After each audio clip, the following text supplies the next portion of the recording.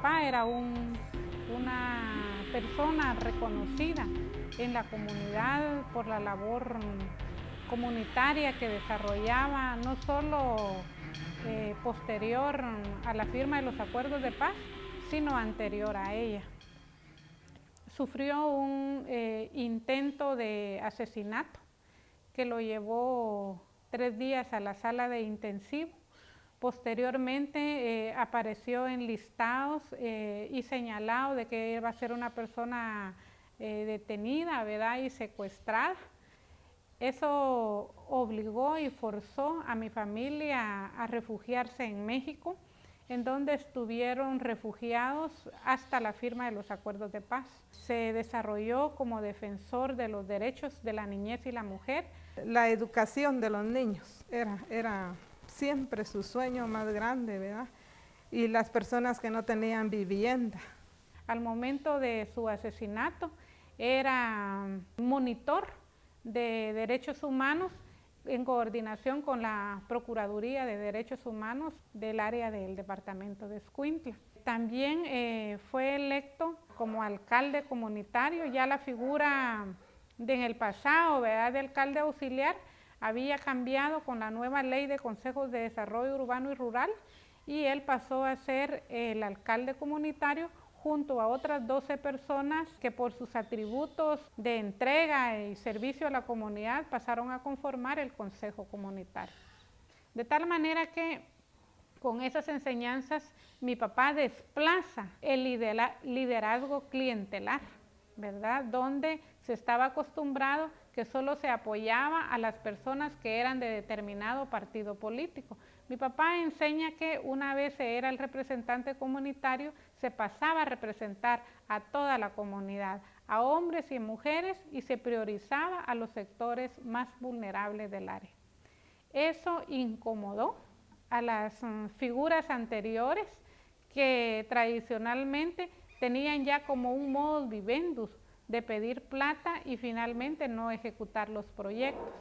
Y eso fue lo que hizo que aquellos mismos grupos que le persiguieron durante el conflicto armado le volvieran a perseguir porque amenazaban el status quo del poder del narcotráfico, que es como se convirtieron los grupos contrainsurgentes en Santa Lucía, Cotzumalguapa, que vivían hoy del poder local.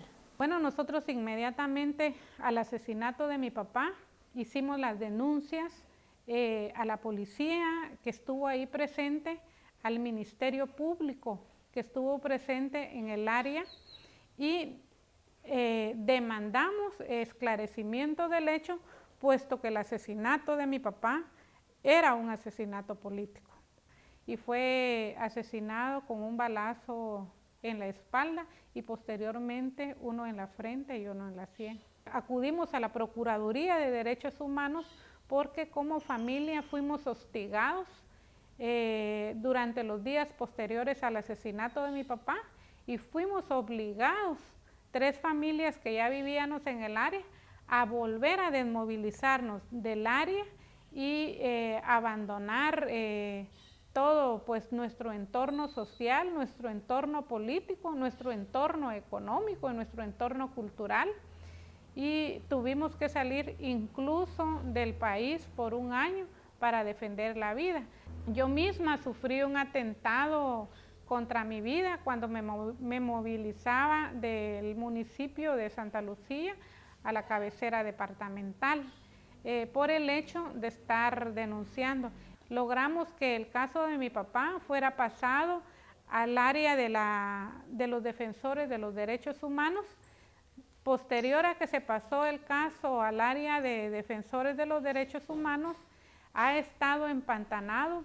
Hemos colaborado con mi familia proporcionando fotos robots de los sicarios, proporcionando direcciones y proporcionando una serie de documentos para que se pueda detener por lo menos a la parte ejecutora, ¿verdad? De nuestras investigaciones que nosotros hicimos, logramos dar con los sicarios, ¿verdad?, y ponérselos ahí en la fiscalía, y señalarla, averiguar los lugares donde vivían y todo. Y pues allí fue donde vimos que como que se paró el proceso, ¿verdad?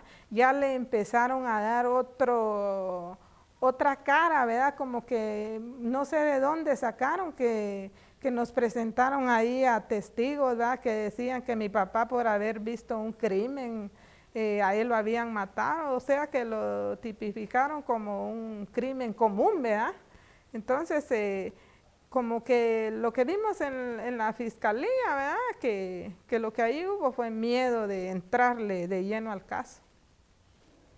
No solo se puso en evidencia a las personas que con mucha valentía iban a colaborar para que se aplicara la justicia, sino a nuestra familia. A estas alturas, con tantos años posterior, donde ya muchas evidencias se habrán borrado y la situación es mucho más riesgosa, puesto que no hemos podido regresar al municipio. Nos vimos en la necesidad de trasladar el caso de mi papá a la Comisión Interamericana de Derechos Humanos, donde actualmente lleva un proceso.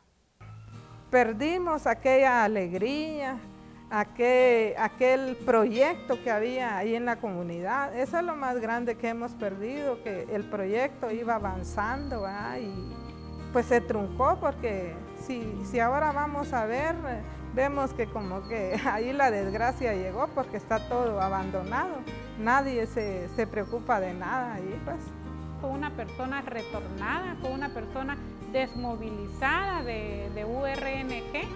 Él era una persona muy reconocida en el área, no solo por su proyección social anterior a la firma de la paz, sino por su proyección posterior, por un proyecto de las Naciones Unidas y de la Fundación de Bancafé.